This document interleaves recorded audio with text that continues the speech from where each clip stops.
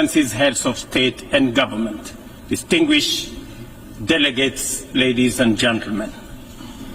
I congratulate you, Ambassador Philemon Yang, on your well-deserved election as President of this session of the General Assembly. Mr. President, I welcome the choice of your theme, Unity in Diversity for the Advancement of Peace, Sustainable Development, and Human Dignity for Everyone, Everywhere, which resonates with the core principles of the 2030 Agenda and aligns closely with the core values and mission of the United Nations. Excellencies, the world is at a challenging moment and in a most precarious international security dispensation. The promise of the United Nations Charter to save succeeding generations from the scourge of war has been profoundly shaken. From land to sea and from air to the outer space, global peace, security, and stability are increasingly under threat. Conflicts and tensions pervade every frontier, undermining the collective security that international cooperation seeks to uphold. Cases of polarizing narratives, factionalism, social upheavals, organized crime, war, and stockpiling of weapons of mass destruction are at an all-time high. Great power rivalry is intensifying, provoking regional competition and inducing geopolitical and geoeconomic realignments and tensions. The subtle nuances of them versus us has produced negative coalitions, wars, tensions, as well as eroded trust and confidence in global multilateral system. From Gaza to Darfur, Ukraine, Yemen, Eastern DRC, the Sudan, the Sahel, and the criminality in Haiti, conflict is inflicting a trail of destruction of life and livelihoods in historic proportions. These conflicts have become battlegrounds for armed factions, external interventions, and proxy wars, resulting in unprecedented anarchic situations and long-lasting negative repercussions on global stability and economic development. The world cannot realize durable peace, security, and shared prosperity when emphasis is being put on what divides rather than what brings us together. We must therefore promote approaches that support positive competition for all. The perilous security landscape is further complicated by emerging threats stemming from human advancement. Cybersecurity threats and sophisticated cyber attacks on critical infrastructure pose significant risks to national security and global stability. Furthermore, the proliferation of advanced technologies such as artificial intelligence in the military domain and autonomous weapons systems has introduced new challenges for arms control and international regulation. Regrettably, the world's most powerful states have increasingly chosen unilateralism and militarization over dialogue and diplomacy. As a consequence, the capacity of our multilateral institutions to maintain and enforce peace, even in national crises with significant regional impacts, is severely undermined. Even worse, a resurgence of nuclear arms race, buoyed by the intensifying geopolitical rivalries and tensions, has made the possibility of a catastrophic nuclear warfare a real possibility. Our vision of a world free from nuclear weapons and other weapons of mass destruction is dying incrementally. We must not sit back and leave the future of upcoming generations to fate. We must intentionally rise to the occasion to meet the challenges of our time by reaffirming the core values of the UN Charter.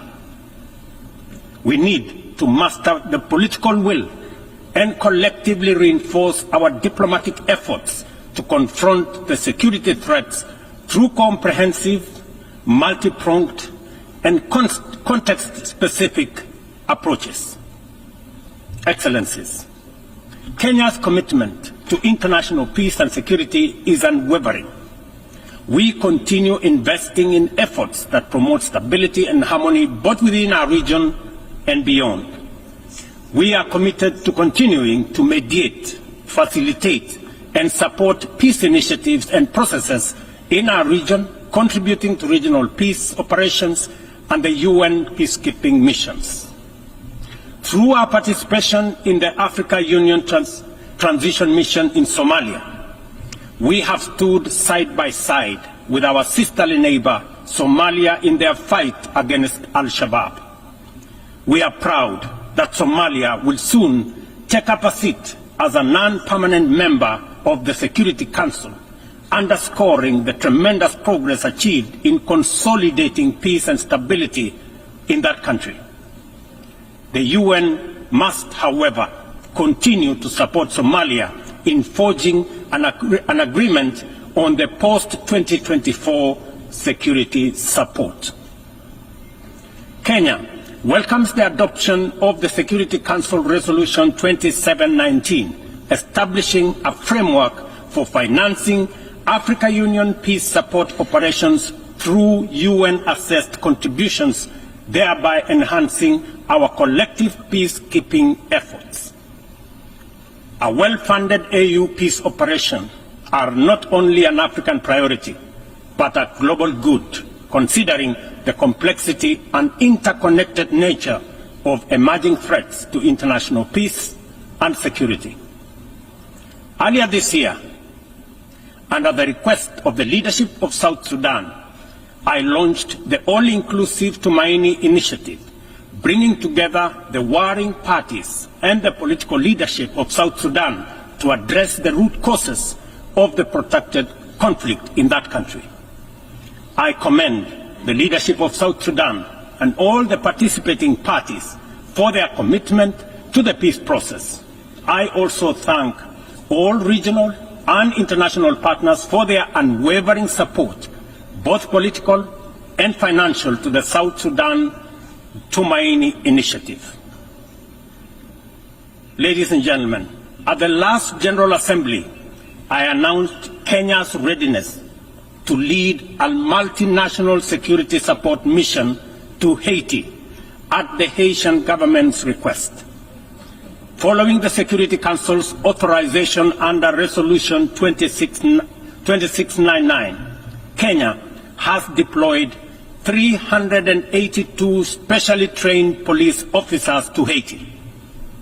Just a few days ago, I had the opportunity to visit Haiti, witness the work of our officers in the field, and observe remarkable progress on the ground. Our support for the Haitian National Police has significantly advanced the pacification of cities and towns, protected critical infrastructure, and relieved many communities previously held captive by criminal gangs. I also commend Haiti's political leadership for forging an agreement and a promising roadmap towards free, fair, and democratic elections. We are deeply grateful for the financial and logistical support from the United States, Canada, and other member states that are shouldering this heavy burden. This has been critical to the MSS's deployment thus far. However, Kenya and other Caribbean and African countries are ready to deploy, but are hindered by insufficient equipment, logistics, and funding. I appeal to all member states to stand in solidarity with the people of Haiti by providing necessary support, either directly to MSS contributing countries or through the UN Trust Fund. I must emphasize, however, that Kenya will deploy the additional contingent towards attaining the target of all the 2,500 police officers by January next year. The progress so far in Haiti demonstrates that what was once deemed mission impossible is indeed a present and undeniable possibility. Mr. President, we must candidly acknowledge that international cooperation in its current form has clear limitations. It is constrained by entrenched systems and structures that prevent effective action and meaningful progress. Since the last General Assembly, the global situation has deteriorated across multiple fronts. Conflicts have deepened, economic disparities have widened, and the climate crisis has intensified. To address these challenges, we must rethink and reform global collaboration mechanisms, making them much more responsive, adaptable, and impactful. The existing international security architecture, represented by the UN Security Council, continues to hamper efforts to maintain international peace and security. The Council is, by all intents and purposes, dysfunctional, undemocratic, non-inclusive, unaccountable, autocratic, and at best, opaque. An institution that excludes 54 African countries with 1.4 billion people, while allowing one nation to veto decisions of the remaining 193 member states in the 21st century, is simply unacceptable. We must urgently seek to make the Security Council representative, inclusive, transparent, democratic, effective, and accountable. In Africa, we are not advocating for reform and collective action solely at the UN. In fact, we are also in the process of comprehensively reforming the African Union to become a fit-for-purpose institution that can effectively represent African nations globally and deliver prosperity. Excellencies, peace and development are inseparable pillars. One cannot flourish without the other. Yet, the 2024 Sustainable Development Goals report paints a bleak picture. Only 17% of targets are on track. Nearly half show minimal or moderate progress, and over one-third have stalled or regressed. The COVID-19 pandemic, escalating conflicts, geopolitical tensions, and climate change have severely impacted progress towards the SDGs and the Paris Agreement goals. Inadequate and unsustainable means of implementation, particularly in financing, technical support, and capacity building, continue to obstruct our efforts to realize the 2030 agenda. Biased methodologies employed by credit rating agencies further disadvantage African countries, making it more difficult to access affordable financing from international capital markets. Additionally, unilateral economic, financial, and trade measures not only impede the full achievement of economic and social development, but also undermine the principles of international cooperation, mutual respect, and sovereignty. Let us pause and reflect on the true significance of this predicament.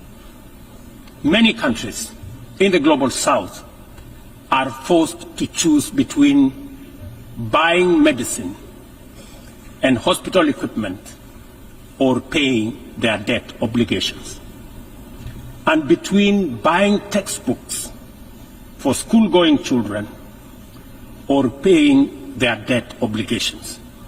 They are forced to choose between hiring teachers and making sure that there is equipment in schools or paying their debt.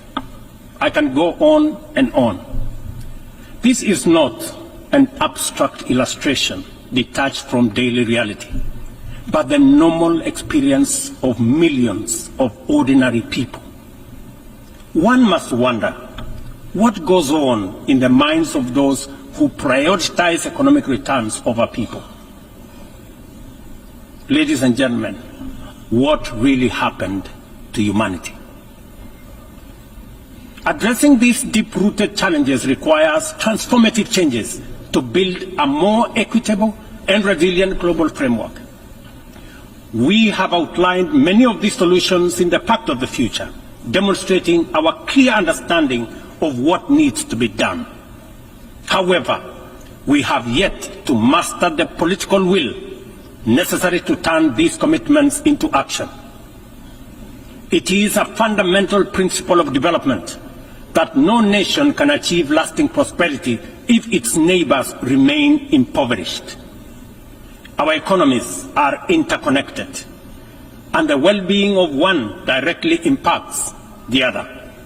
We must ensure that developing countries have the necessary foundations to claim their rightful place in the 21st century global economy. This is not just a moral and fair imperative.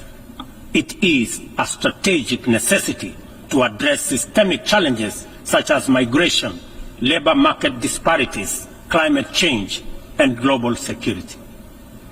Strengthening these foundations requires reforming the international financial architecture, facilitating debt relief, concessional long-term at-scale financing, grants, and de-risking lending instruments is essential to increasing investment to develop vital infrastructure and expand critical sectors.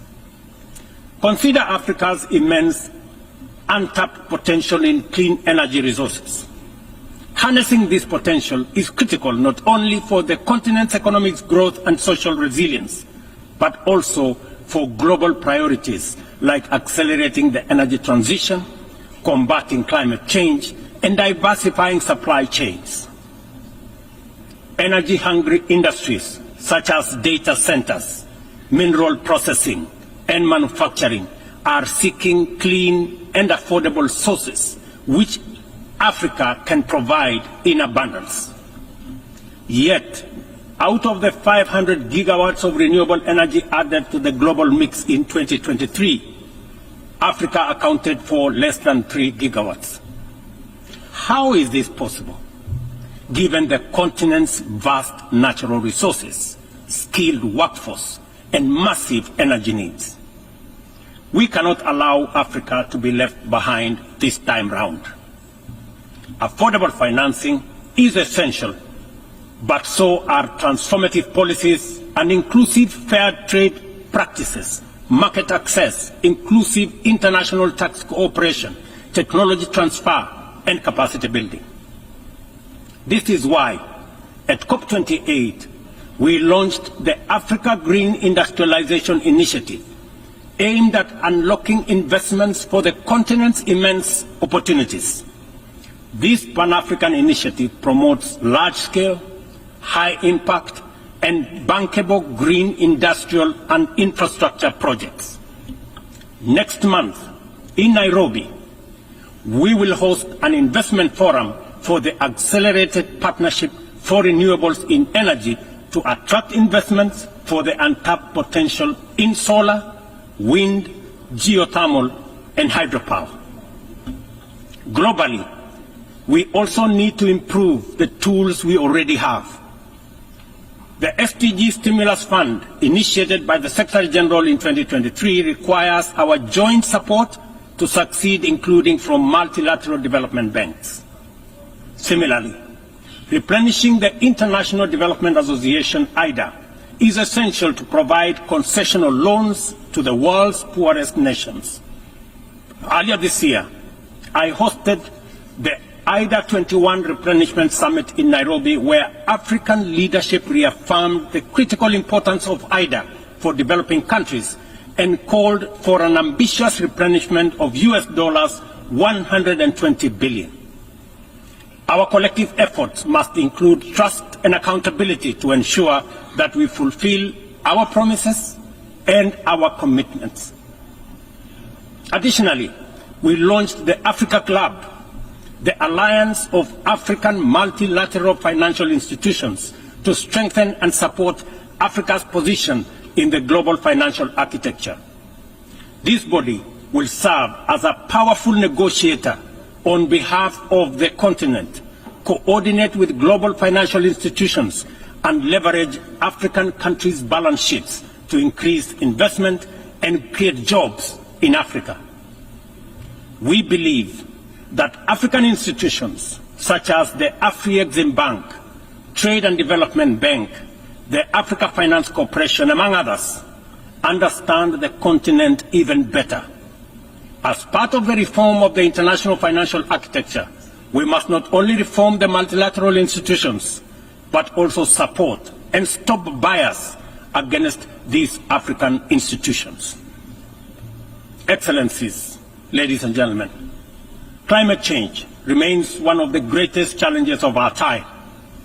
Biodiversity loss and pollution have created environmental crises that upend lives, reverse progress in poverty reduction, and strain ecosystems to their breaking point. Extreme weather conditions continue to hinder the development aspirations of many countries, especially in Africa, where severe climate-related hazards are becoming more frequent and more intense. In 2022, over 110 million people in Africa were directly affected by climate-related disasters, resulting in more than $8.5 billion in economic damages. According to the Emergency Event Database, there were approximately 5,000 fatalities, though the toll is likely to be higher due to underreporting. We are at a crossroads, and the path to correcting the climate course is clear. COP29, to be held this November in Baku, Azerbaijan, presents a critical milestone in ensuring that the solutions we implement are rooted in fairness and opportunity for everybody. However, the new climate financing goal expected at COP29 faces significant hurdles as deep disagreements persist over who should contribute and how much funding is needed. Without swift resolution, these divisions risk derailing our collective progress on climate action, just as the global situation becomes increasingly urgent. Let me be clear. Political posturing and inaction will neither protect the vulnerable from the consequences of a runaway climate crisis, nor save our civilization from ecosystem collapse. It is therefore critical that all nations step forward to meet this moment with ambition and responsibility. As we confront the escalating impacts of climate change, we must also recognize the interconnected environmental challenges we face, such as plastic pollution, which continues to wreak havoc on ecosystems and threatens global sustainability. It is imperative that we adopt a robust global plastics treaty during the 5th round of negotiations in Busan in the Republic of Korea this November. Kenya fully supports an ambitious outcome and the African proposal to establish the Treaty Secretariat in Nairobi, thereby reinforcing UNEP's role. It is indeed unfortunate and regrettable, ladies and gentlemen, that UNEP is the only body where secretariats of conventions created under it are increasingly being carved out and located elsewhere. UNEP, being one of only 2 UN headquarters in the global south, must not be cannibalized for whatever purpose or reason, let alone excuse. Mr. President, as the host country of UNEP and UN Habitat, I take this opportunity to thank the Assembly for approving the upgrade of the infrastructure at the United Nations office in Nairobi, the largest UN campus in the world. This project includes the construction of new office space and the design of ultra-modern conference facilities. These developments mark a significant milestone towards enhancing the quality and accessibility of Secretariat services to member states. Not only will they serve current needs, but they will also strengthen the future success of multilateralism. We look forward to the Assembly's continued support as construction begins in 2025.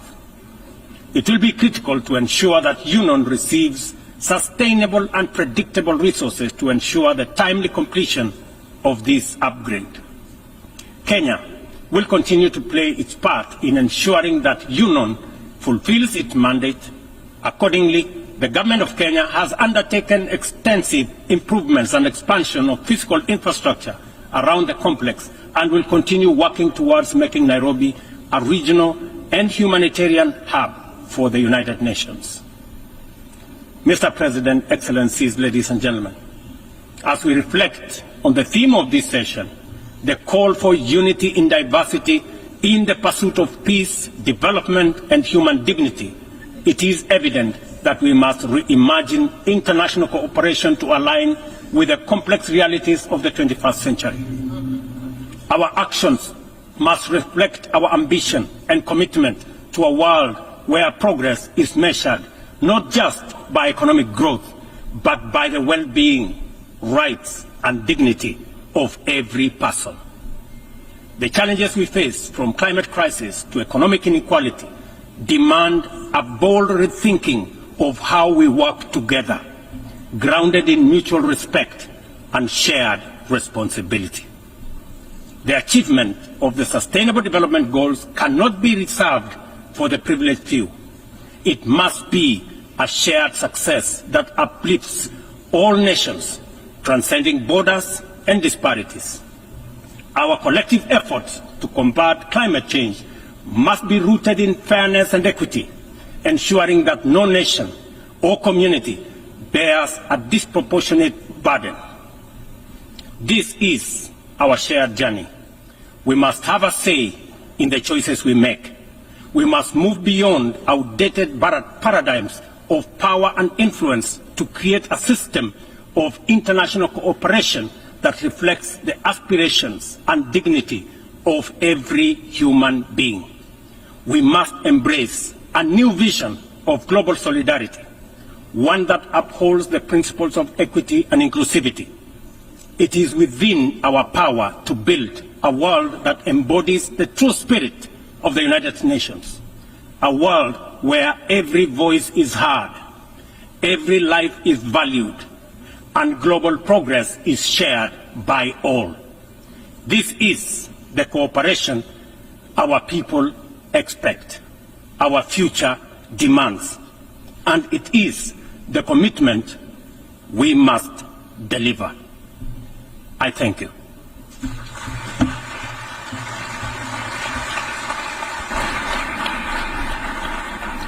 En nombre de la Asamblea, on behalf of the Assembly, I wish to thank the President of the Republic of Kenya and Commander-in-Chief of the Defense Forces.